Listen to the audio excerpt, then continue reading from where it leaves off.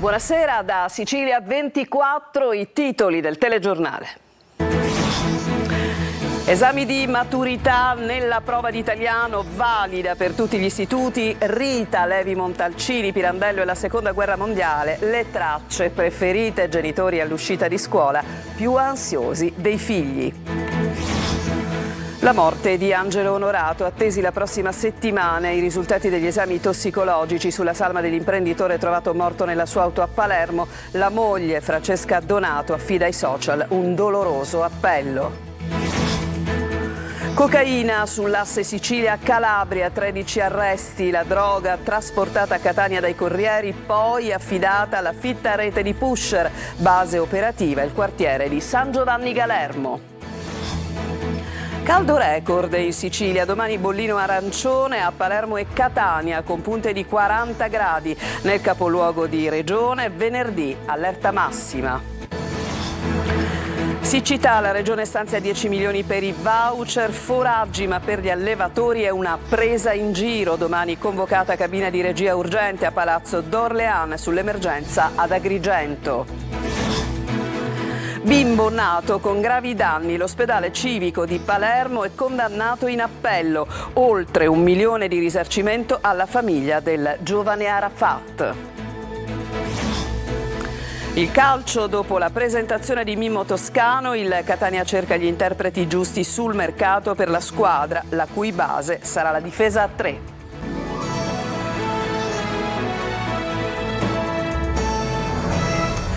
Ancora ben trovati, oggi il primo giorno degli esami di maturità con la prova di italiano. Siamo andati all'uscita delle scuole laddove ovviamente oltre che trarre una serie di elementi circa le tracce preferite dagli studenti, insomma si evince che i più ansiosi in assoluto erano i genitori. Desiree Ferlito. L'imperfezione di Rita Levi Montalcini e Pirandello in pole. Gli studenti archiviano la prima prova degli esami di maturità, si allenta l'ansia e cresce l'adrenalina. È il momento di raccontare ad amici e genitori, questi ultimi numerosi fuori dalla scuola ad attendere ansiosi, come è andata la prima prova. Bisogna affrontare anche questo esame della vita, che sarà uno dei tantissimi esami che durante la vita bisogna affrontare. Aspetto la figlia che esce, stiamo in attesa. È emozionata la mamma o la figlia? La mamma, mi sto morendo. Nelle tracce anche Ungaretti e la Seconda Guerra Mondiale, meno scelta, contro ogni previsione l'attualissima traccia profili, selfie e blog, dal brano di Maurizio Caminiti che invita i giovani a riflettere sull'uso dei social media e sull'impatto della digitalizzazione. Aspettavo qualcosa sui social, su la tecnologia di questo tema di attualità, però io personalmente non l'avrei scelta come tipologia. Il tema della guerra fredda, quindi B1 se non ricordo male. No, va bene, spero bene, vedremo poi nei prossimi giorni. E io a 2 ho scelto Pirandello, è andato bene pure, non pensavo ma è andato bene. E voi che fate? Vi rilassate post esame? Certo, dopo 6 ore a fare il compito italiano c'è bisogno. Come è andata? Cosa hai scelto? B1, quella sulla deterrenza atomica, molto bene, penso molto bene. Superata l'ansia della prima, domani è il momento della seconda prova e il rito della maturità continua di generazione in generazione. Lo studio disperato da solo o in gruppo, il tototema, gli aneddoti da tramandare per gli anni a venire, gli abbracci dei genitori. Ogni anno 500.000 di studenti vive gli stessi timori, le stesse paure, attese e speranze. Potrebbero arrivare la prossima settimana i risultati degli esami tossicologici sulla salma di Angelo Onorato, l'imprenditore trovato morto quasi un mese fa a Palermo. Le circostanze del decesso restano ancora avvolte nel mistero. Oggi la moglie, Francesca Donato, ha affidato a Twitter un appello davvero commovente. Maglio Viola. Quasi un mese dalla morte di Angelo Onorato, ma la nebbia che avvolge le circostanze del decesso non accenna a diradarsi. Così la moglie, l'ormai praticamente ex parlamentare europea Francesca Donato, lancia un appello affidato ai social. Un macigno nel cuore da portare in giro ogni giorno mentre affronto le inevitabili e pesantissime incombenze di ogni tipo dovute alla mia nuova situazione. Chi mi vuole bene preghi per me e per i miei figli, in silenzio, scrive la Donato su Twitter. Angelo Onorato è stato trovato morto il 24 25 maggio e ancora non c'è certezza, è stato omicidio o suicidio. Secondo l'avvocato della famiglia, Vincenzo Lorrè, la pista dell'omicidio dell'imprenditore resta aperta. Fino a che non saranno conclusivi tutti gli esami, come quelli tossicologici che potrebbero dimostrare come Onorato sia stato sedato, rimangono aperte tutte le ipotesi, dice. Gli investigatori continuano ad indagare, la famiglia chiede la verità su quanto successo, ma gli inquirenti per parte loro sono sempre più orientati invece proprio sulla pista del suicidio. Se è stato un suicidio devono spiegarci perché, ribattono i familiari. In un audio WhatsApp Onorato appare sereno fino a poche ore prima della morte.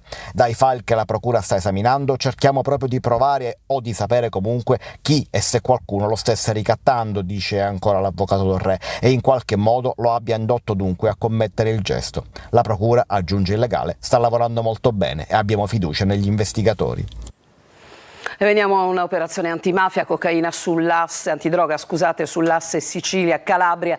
Sono 13 gli arresti, i corrieri trasportavano la droga, poi la smerciavano a Catania e provincia attraverso una fitta rete di pusher. La base operativa era il quartiere di San Giovanni Galermo. Sentiamo Tonino De Mana. L'hanno ribattezzata Operazione Devozione. Uno degli arrestati aveva addirittura nella cover del cellulare l'immagine della Madonna di Polsi in Aspromonte. E proprio dalla Calabria arrivavano ingenti quantità di cocaina che poi veniva nascosta, lavorata, stoccata e smerciata nelle piazze di Catania e provincia. Base operativa il popoloso quartiere di San Giovanni Galermo, storica roccaforte della droga. 13 le persone arrestate dalla polizia di Catania su richiesta della direzione distrettuale antimafia ed accusate a vario titolo di traffico di stupefacenti del tipo cocaina, detenzione e porto di armi da fuoco e spaccio di droga. 2 i gruppi predominanti, uno capeggiato da Carmelo Scilio, detto Aricchiazza, e l'altro diretto da Bruno Cidoni, che si avvaleva della stretta collaborazione di Antonio Pezzano, Giuseppe Addamo, Angelo Ribera, Santo Vitale, Pietro e Francesco Sedici.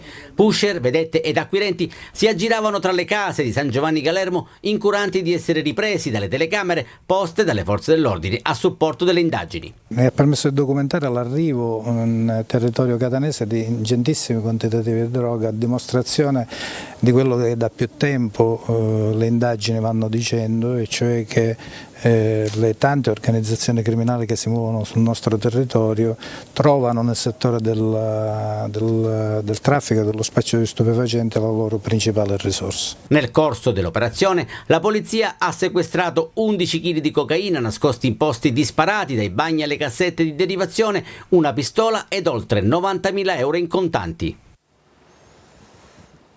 La mafia catanese cambia e, come tutti i clan di Cosa Nostra, si infiltra nel mondo produttivo e nella politica, ma resta certamente la più tradizionale delle mafie siciliane, con una imponente potenza di fuoco. È quello che dice la relazione semestrale della DIA. Sentiamo.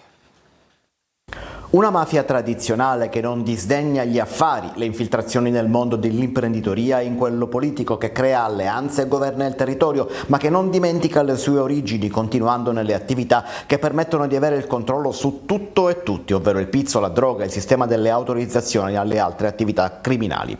È il quadro disegnato nella relazione semestrale al Parlamento della DIA, la Direzione Investigativa Antimafia, che racconta così Cosa Nostra catanese, che resta la più tradizionale delle mafie siciliane, ancora organizzata in famiglia, suddivise in filiazioni che godono di una certa autonomia, chiamate quartieri. Il clan egemone è quello dei Santa Paolo Ercolano, che gode di infiltrazioni nel settore dell'edilizia, capacità di incidere sugli appalti, stringe accordi con il mondo della politica locale e regionale, ma continua a mantenere un'importante capacità di fuoco e a controllare il territorio con la droga, le estorsioni e imponendo il pizzo anche ai piccoli e medi criminali per le attività che vanno dai furti fino al gioco d'azzardo.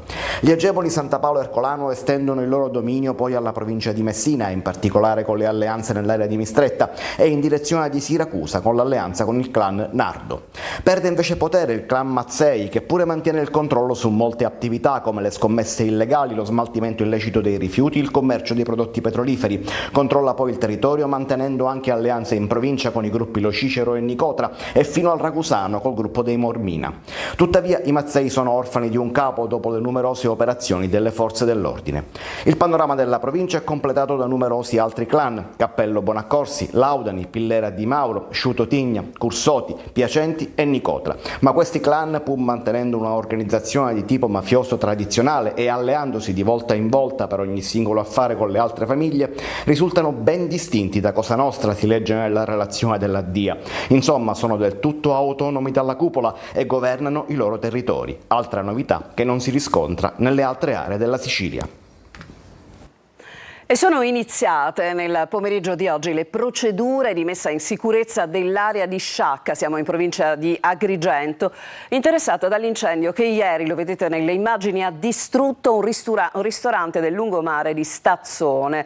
Dopo che è stata accertata la presenza di amianto, il Comune ha incaricato un'impresa specializzata in bonifiche da Eternit per far rientrare l'emergenza ambientale. La Protezione Civile del Comune di Sciacca ha fornito solo delle raccomandazioni, la più importante delle quali tenere chiuse le finestre, anche se molti hanno preferito allontanarsi dalle proprie case. L'area interessata adesso è stata transennata e interdetta al transito sia pedonale che veicolare. Intanto un comitato di cittadini ha annunciato una raccolta di fondi per aiutare il gestore del ristorante, Ignazio Marino, a ricostruire la sua attività.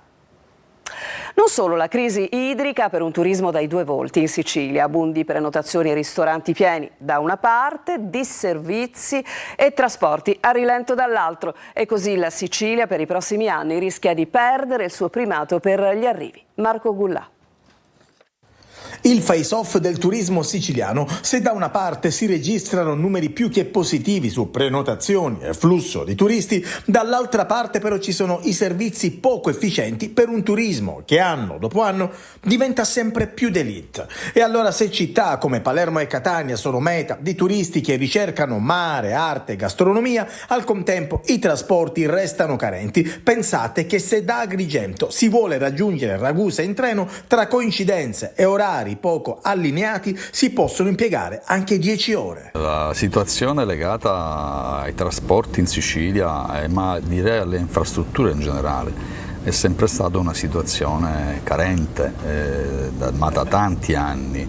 Certo, questo governo regionale potrebbe lasciare il segno, già qualcosa sta facendo, ma bisogna intervenire con un programma triennale per cercare di andare a manutentare per vie straordinarie tutte quelle che sono le strade provinciali, le autostrade, le aree di servizio. Turisti che affollano ristoranti e alberghi, spendono soldi, ma al contempo, se si va a Palermo, l'accoglienza che si dà a chi viene da altri paesi è quella che vedete in queste immagini: rifiuti dovunque. Il tutto nell'anno in cui gli aeroporti siciliani, mese dopo mese, centrano record di passeggeri, il doppio volto del turismo nella nostra isola. A Catania domani tornerà regolare la viabilità sullo svincolo Canalicchio sul viale Mediterraneo. Il solarium invece di San Giovanni Licuti e quello di Ognina dovrebbero essere inaugurati tra venerdì e sabato. Prepariamoci al grande caldo, i meteorologi lo avevano annunciato, domani sarà giornata da bollino arancione, in particolare a Catania e Palermo, con Palermo sorvegliata e anzi osservata speciale venerdì prossimo. Sentiamo. Sono attese punte record. Il caldo che investirà la Sicilia nelle prossime ore porterà la colonnina a raggiungere i 40 gradi ad Agrigento e Siracusa ed i 39 gradi a Catania e Ragusa. Il bollettino sulle ondate diffuso dal Ministero della Salute indica il primo bollino rosso per il caldo, previsto domani a Perugia, mentre bollino arancione saranno Palermo e Catania, dove si registreranno temperature molto elevate, secondo la protezione civile regionale di 37 gradi, associate a tassi elevati di umidità, forte irraggiamento solare e assenza di ventilazione.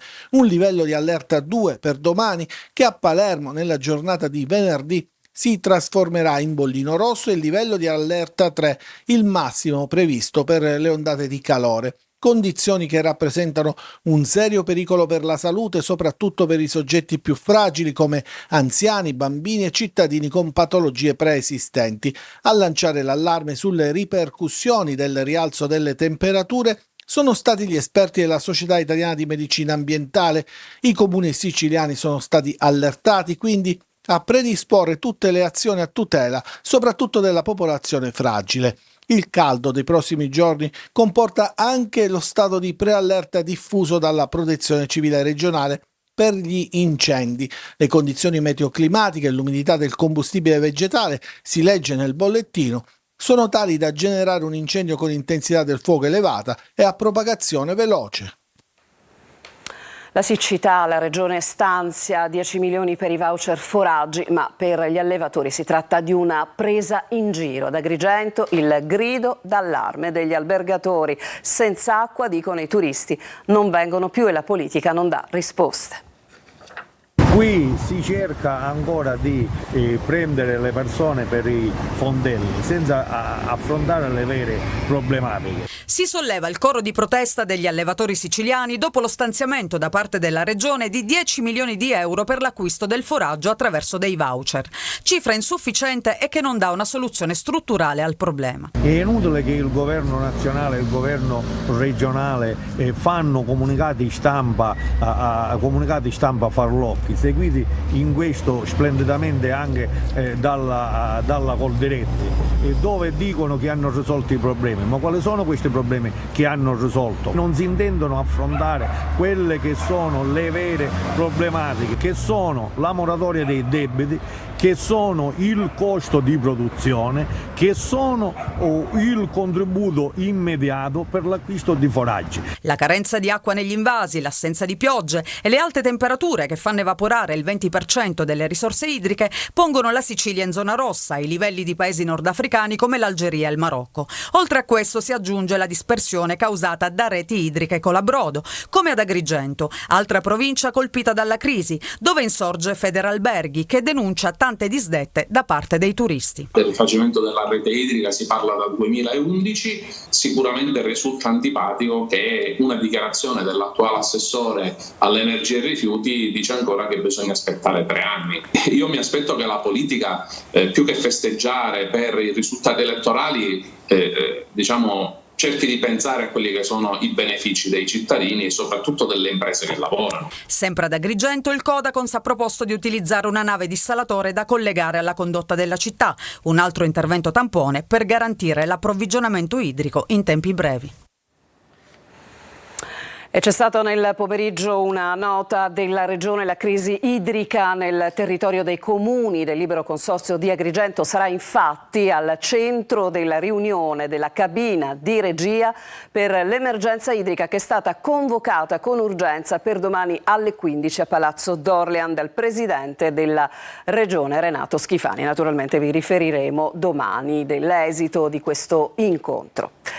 A Scordia, siamo nel Catanese, un giovane di 24 anni ha forzato con l'auto del padre un posto di blocco ed è riuscito a seminare i carabinieri dopo un pericoloso inseguimento anche in contromano tra le vie del paese. Una volta tornato a casa, il giovane ha inutilmente negato ogni addebito, ma i carabinieri hanno accertato che il 24enne era fuggito perché non aveva la patente, in realtà non l'aveva mai presa. Il giovane in tal senso, già recidivo, è stato nuovamente denunciato e multato per una serie di infrazioni alle norme del codice della strada. Adesso ci fermiamo per una pausa, torniamo tra poco con una sentenza che condanna l'ospedale civico a un maxi risarcimento.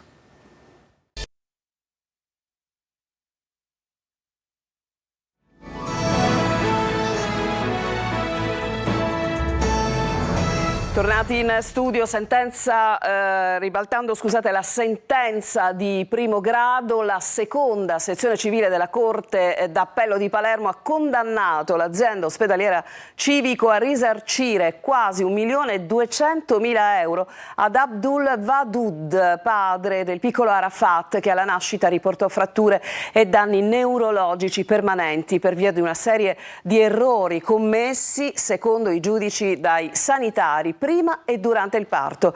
Ad Arafat, che oggi ha 20 anni, è stata riconosciuta una invalidità del 75%. Come dicevamo, la vicenda è lontana, risale al 2004. Restiamo alla sanità. Liste d'attesa impressionanti per ricoveri e visite ospedaliere. Oltre 87.000 persone attendono da anni. I nuovi manager avranno l'obiettivo di scremare questi numeri. In caso contrario gli sarà revocato l'incarico. Marco Gullà. I manager designati ufficialmente lunedì scorso avranno un obiettivo: ridurre le liste d'attesa negli ospedali siciliani. Ecco perché il loro lavoro sarà monitorato ogni trimestre dall'assessorato. In caso di flop sarà revocato l'incarico al manager. Il piano che i nuovi manager appunto dovranno redare deve tenere conto anche del ruolo dei privati a cui va affidato parte dell'arretrato da smaltire. I numeri sulle liste d'attesa sono impressionanti. Ci sono 87.000 persone in coda per ricoveri o visite. La maglia nera è il Policlinico di Palermo, seguito a pochissima distanza in questa speciale classifica da altri due nosocomi del capoluogo, Villa Sofia Cervello e Civico. In totale i ricoveri pendenti, cioè prenotati e mai seguiti, sono 32.247 e di questi ben 2.714 sono stati prenotati tra il 2018 e il 2022. L'attesa dura quindi in qualche caso anche da 4 anni. Ancora più pesante è la situazione dei ritardi negli esami diagnostici. Le visite ambulatoriali prenotate mai effettuate sono 55.000, numeri che mettono i brividi. Un anno di tempo per smaltirli, una corsa ad ostacoli. E sono 19 in Sicilia le scuole paritarie trasformate in veri e propri diplomifici. Dopo il pugno duro del ministro Valditara, i sindacati chiedono più controlli e regole rigide. Francesco Aloi. È il giorno degli esami, ma è anche quello dei controlli. Sono 19 le scuole paritarie di secondo grado sotto osservazione in Sicilia. Sono arrivati gli ispettori negli istituti dove più che formare i ragazzi si fabbricavano diplomi facili. Tra Campania, Lazio e Sicilia è la nostra regione a contare la percentuale più alta di irregolarità. Su 172 paritarie, 19 quelle che rischiano di perdere la licenza, più del 10%. Tutto questo avviene da anni, è una cosa risaputa, fa parte del sistema. Quindi era l'ora che si facessero questi controlli. L'assessore regionale all'istruzione Turano, come i sindacati della scuola, chiede regole più severe e controlli, misure che potrebbero arrivare entro fine anno. È necessario che ci siano appunto tutti questi controlli, come ci sono nelle scuole statali. Dal ministro Valditara arriva il pugno duro. Per i cosiddetti diplomifici, 47 in Italia fino ad ora, scatterà la revoca dell'accreditamento. Nelle quinte c'erano studenti residenti anche fuori regione. La percentuale è da brivido, il 90%. Le classi, si fa per dire più affollate, erano proprio le quinte. Per quelle inferiori, invece, gli studenti erano pochi. Tutto ciò conferma l'attenzione verso la legalità, un'attenzione anche verso chi il diploma lo suda, con 5 anni di vero studio e soprattutto frequentando la scuola vicino a casa. La Caritas diocesana di Catania celebra i suoi 50 anni di servizio, incarnando le molteplici modalità di aiuto ai più bisognosi. Se ne è discusso nel pomeriggio di oggi al seminario arcivescovile dei chierici di Catania, dove si è tenuto l'incontro Mezzo secolo d'amore. Presenti le istituzioni civili e religiose, tra cui il prefetto di Catania, Maria Carmela Librizzi, e l'arcivescovo Monsignor Luigi Renna. Oggi cantiamo una storia, ha evidenziato l'arcivescovo, una storia che cammina sulle gambe degli uomini e delle donne che sono o sono stati direttori, vice direttori, volontari che nei centri diocesani assicurano una costante prossimità ai fratelli più poveri o nelle comunità parrocchiali sono il popolo di Dio che incarna la virtù più grande. Noi adesso ci fermiamo ancora, ritorniamo tra poco per parlare di calcio e del Catania che ha presentato il nuovo allenatore e naturalmente adesso c'è un progetto per il dopo.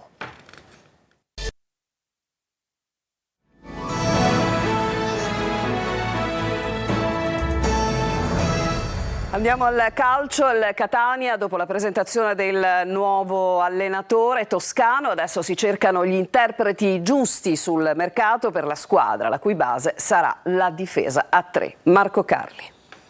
Toscano per cambiare marcia. L'allenatore, insieme al nuovo direttore sportivo Faggiano, sono stati chiamati per dare una svolta dopo la prima coppa della storia, ma anche gli errori dell'ultima stagione. Lo dice anche il presidente Pelligra, presente alla conferenza dopo un viaggio lampo dall'Australia.